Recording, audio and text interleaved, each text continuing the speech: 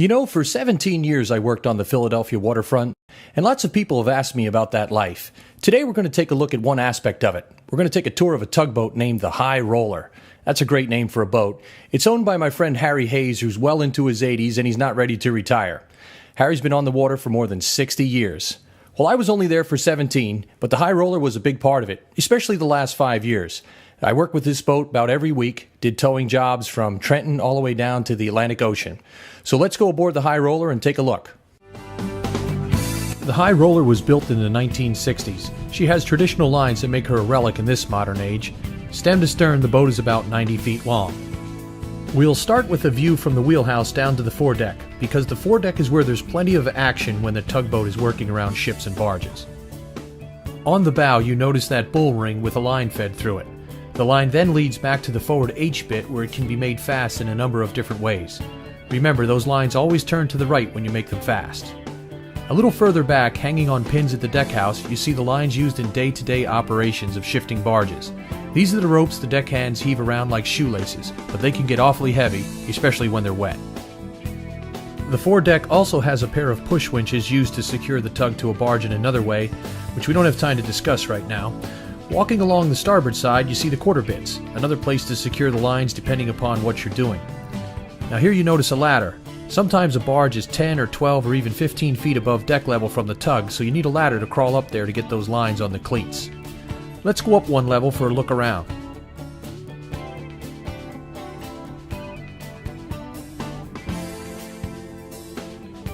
Moving forward, you see a pair of boat poles used to hook a line that's out of reach or may have fallen in the water. And here's another look at the foredeck, where you can see the H-bit a little bit better. Note how the line leads over to the barge. This is a very typical configuration when moving barges around a harbor or in a low-traffic area. Of course, every ship needs a bell. Here's the High Rollers, not very glamorous. Let's work our way to the stern for a look at another busy spot when the High Roller is on the job.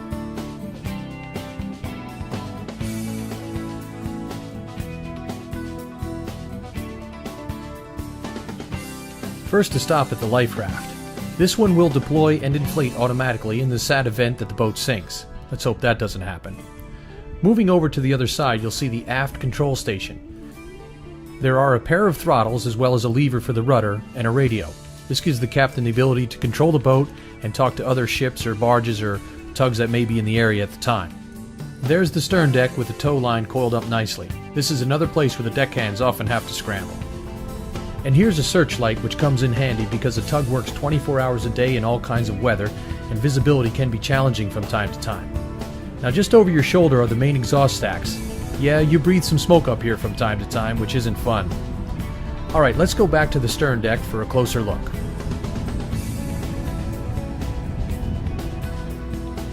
It's important to keep the lines organized. If they get tangled, you're in for a world of pain. That's why you see the stern towing line here all lined up nice and neat. It's also a good idea to keep an anchor on hand, just in case you lose power and need to drop the hook. And that's a stern cleat, good place to secure the line. And just forward you'll see the capstan, which enables the deckhands to pull in the tow lines or bring another rope tight depending on what type of job they're doing. And this is the main towing bit with an H configuration. When you're towing a barge behind the tug, this is where the line will be made fast. Walking on the starboard side past the aft quarter bit, you see there's not a lot of room on deck. It gets crowded fast here, and that's why deckhands have to know what they're doing.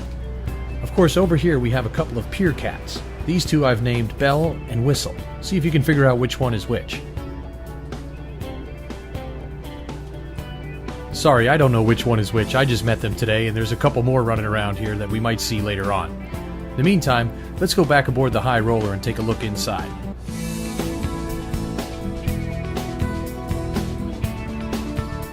Here's the galley where the crew has their meals. Of course, you have a 4-burner range and oven there. And notice that the dishes are kept in a special rack so they don't go flying around when the boat is bouncing about the ocean. Over here you have a settee with room for everybody around the table. There's also a couple chairs floating around. You have a television, VCR, that kind of thing for entertainment. The High Roller has an unusual item left over from when she was built back in the late 1960s. It's one of those crank telephones, and it was used to call the various stations about the boat, the wheelhouse, the engine room, the chief engineer. Back on deck, note the fire hose. Tugs often serve firefighting duty on the waterfront, helping out the local fire departments. Now let's go down to the engine room, the very heart of the boat, where all that power is made. Watch your step on the way down the stairs here. The first thing you'll notice about a tugboat is there's usually two of everything. For the high roller, there's two generators. Here's the first one. There's probably about enough electricity here for 2, maybe 3 houses. It has to power the entire boat, including that capstan. This is the other generator. And in between that blue box, that's a boiler, because remember, you're out there in all kinds of weather, winter and summer, and you need some heat. Up forward, this is the electrical distribution panel. That's where all that electricity flows and gets distributed throughout the boat. Over here, the fire pump. That's what pumps all the water to those fire monitors distributed on the outside. And here's the fuel distribution center. You have to know what all those valves do, sending fuel to the engines, the generators, and even to that heater. Let's go for a walk back and take a look at the main engines. These main engines are Caterpillar D399s. They have 16 cylinders and make about 1,100 horsepower each. The engine is coupled to a gearbox at the stern, which reduces the speed by about 3 to 1 and allows the captain to shift from forward to reverse. There is a couple second delay, so you have to plan your moves. Atop the gearbox here, you see those inspection covers. That allows the chief engineer to take a look inside and make sure everything's in one piece. Unlike your car, the engines are started with compressed air, which is also used to control the gearboxes. Here's a set of gauges that tell you just how much air pressure you have. And all the way in the stern of the engine room are 2 compressors which automatically fill the tanks. You always want to keep plenty of air in those tanks because you never know when an engine needs to be started or restarted in the event it stalls. Oh, and here's the laundry facilities. Now looking forward at the main engine again, you'll see the turbochargers. They're quite a bit bigger than the one on your car, and these engines have 2, one for each bank of cylinders. That's how it develops all that power. Remember, 1,100 horsepower for each of these engines. Now down on the other side of the gearbox, note the main shaft that leads to the propeller.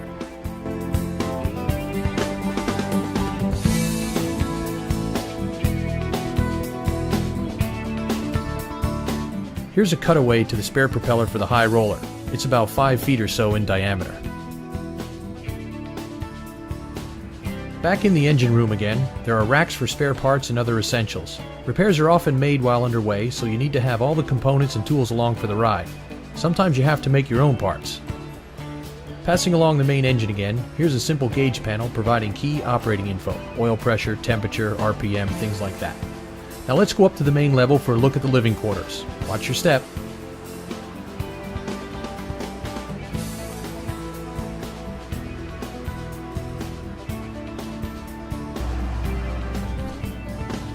First stop is the head, or bathroom. The high roller is blessed with a rather large space for this purpose. There's a pair of showers, 2 sinks and vanities, as well as 2 toilets. All you need to stay clean and fresh while you're out there on the river moving barges and tying up ships.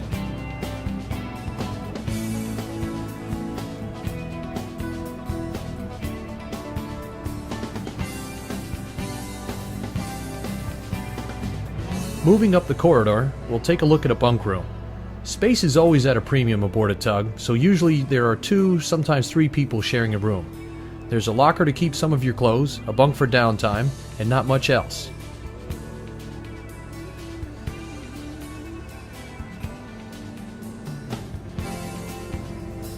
These passageways are narrow and the steps are steep, so be careful as we move up another level for a look at the captain's quarters. Naturally, the captain's bunk is close to the wheelhouse. In the event of an emergency or someone needs relief, the captain has to move forward quickly and take the controls. Looking in the captain's room, you see that he has a sink of his own, as well as a place to hang his laundry. Not much more than a deckhand, but still, he's the captain, he does get a little more space.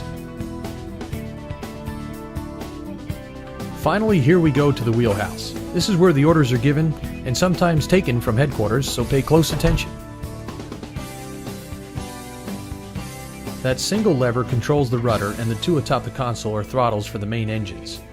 Here's the captain's view of the foredeck again. He has to keep an eye on the deckhands as well as other boats and barges around him. Visibility from the high roller is fairly good around 3 sides thanks to these large windows. There are all kinds of obstacles in the river, including power lines, bridges, even people on jet skis. So you have to keep your eyes peeled when you're working on a tug. One more glance forward, another look here at the control station. Operating a tug comes with a lot of responsibility. There is the welfare of the crew as well as the integrity of the boat. All these things are on the captain's mind while he's doing the job.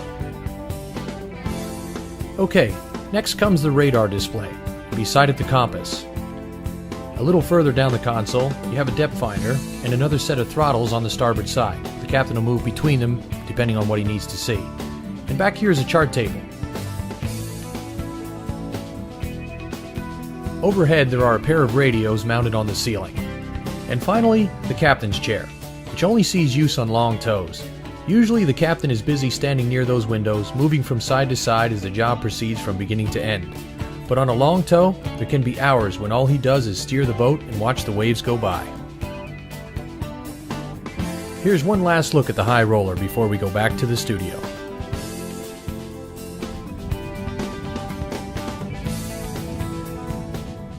So, what do you think of the high roller?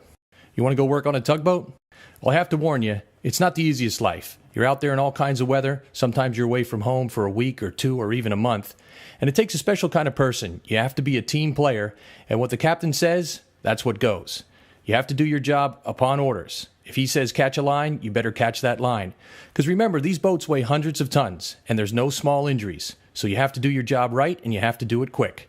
Either way, being on board a tugboat can be a great career. I did it for almost 17 years, and let me tell you, I met a lot of great people. Hopefully, we'll be able to interview them here at the show.